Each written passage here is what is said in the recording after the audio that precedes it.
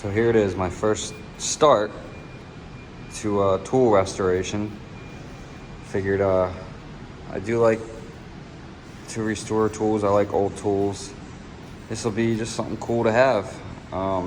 Still gotta fix the crack, and these two holes don't belong in the bottom of that, and that's obviously to whoever had this saw to clamp it together. We're gonna fix that crack and stain this and then get this polished up nicely as best as we can. I kind of like the patina rusty look. I mean, really looks nice. I like it a lot. For my first time, I never sanded wood, never did anything like this before. So let me know, guys, if you what you think, and if you like this kind of stuff. Kind of looks like Batman, right? It's the bat saw. Wrangler Star would be so proud of me.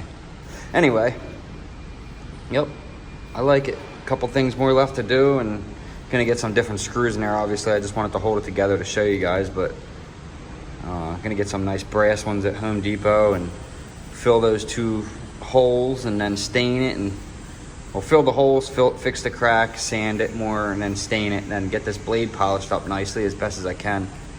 I would like to get it like chrome almost, but we'll see. We'll see how it turns out. Actually, I might run it on the bench over here real quick just to see what happens.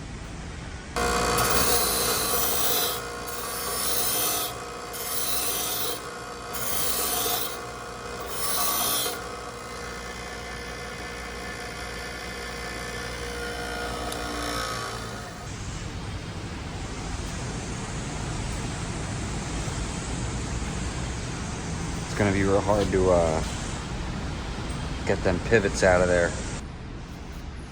Yeah, it's gonna be too hard to get them pivots out of there, so we'll see